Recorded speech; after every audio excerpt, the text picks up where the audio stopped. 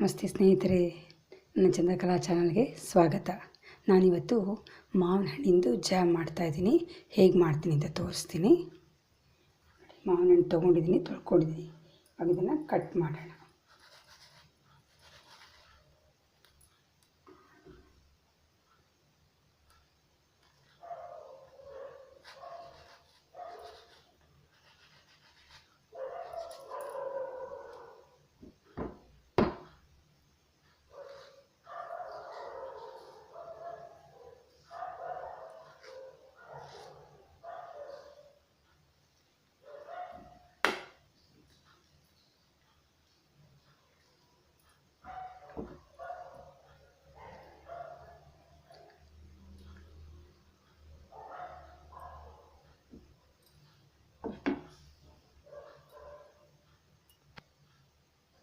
ನೋಡಿ ಸ್ನೇಹಿತರೆ, ಪೂರ್ತಿ ಕಟ್ ಮಾಡಾಗಿದೆ.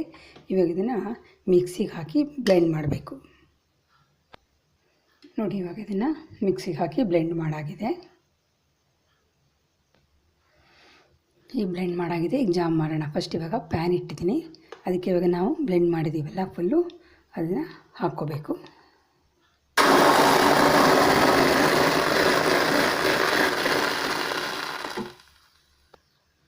ಇವಾಗ ಇದನ್ನು ಹೀಗೆ ಸ್ವಲ್ಪ ಹೊತ್ತು ತಿರುಗಿಸ್ತಾ ಇರಬೇಕು. ಇದು ಗಟ್ಟಿ ಆಗೋಕ್ಕೆ ಶುರುವಾಗುತ್ತೆ.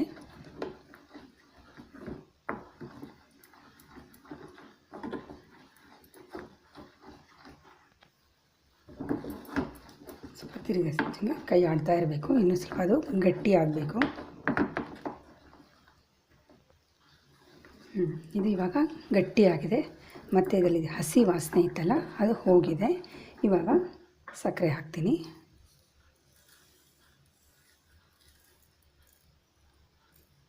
ಸಕ್ಕರೆ ಹಾಕ್ಬಿಟ್ಟು ಸ್ವಲ್ಪ ಹೊತ್ತು ಮತ್ತೆ ಅದನ್ನು ಮಿಕ್ಸ್ ಮಾಡ್ತಾ ಇರಬೇಕು.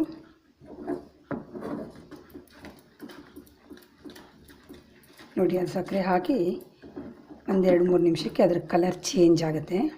ಎಲ್ಲೋ ಇದೆಯಲ್ಲ, ಅದು ಸ್ವಲ್ಪ ಚೇಂಜ್ ಆಗುತ್ತೆ, ಕಲರು ಆರೆಂಜ್ ಕಡೆ ಟರ್ನ್ ಆಗುತ್ತೆ.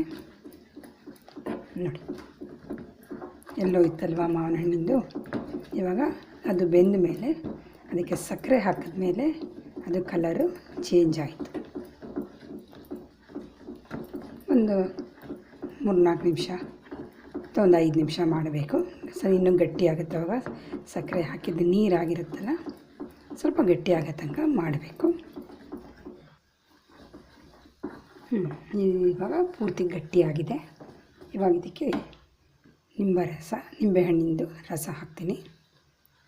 ಇದು ಪ್ರಿಸರ್ವೇಟಿವ್ ಥರ ವರ್ಕ್ ಮಾಡುತ್ತೆ. ನಾವಿಟ್ಟರೆ ಹಾಳಾಗೋದಿಲ್ಲ. ಸೊ ನ್ಯಾಚುರಲ್ ಪ್ರಿಸರ್ವೇಟಿವ್ ಥರ ವರ್ಕ್ ಮಾಡುತ್ತೆ.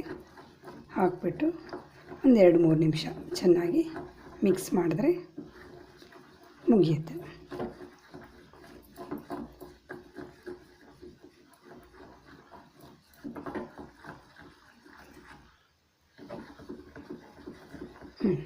ಜಾಮ್ ಆಗಿದೆ. ಇವಾಗ ಗ್ಯಾಸ್ ಆಫ್ ಮಾಡೋಣ. ನೋಡಿ ಸ್ನೇಹಿತರೆ, ಮಾವಿನ ಹಣ್ಣಿಂದು ಜಾಮ್ ರೆಡಿಯಾಗಿದೆ.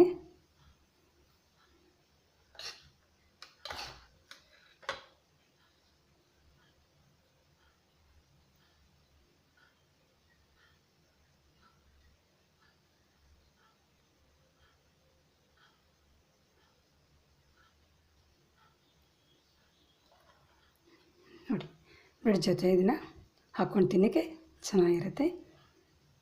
Thanks for watching. ದಯವಿಟ್ಟು ನನ್ನ ಚಂದ್ರಕಲಾ ಚಾನಲ್ನ ಸಬ್ಸ್ಕ್ರೈಬ್ ಮಾಡಿ, ಶೇರ್ ಮಾಡಿ, ಕಮೆಂಟ್ ಮಾಡಿ.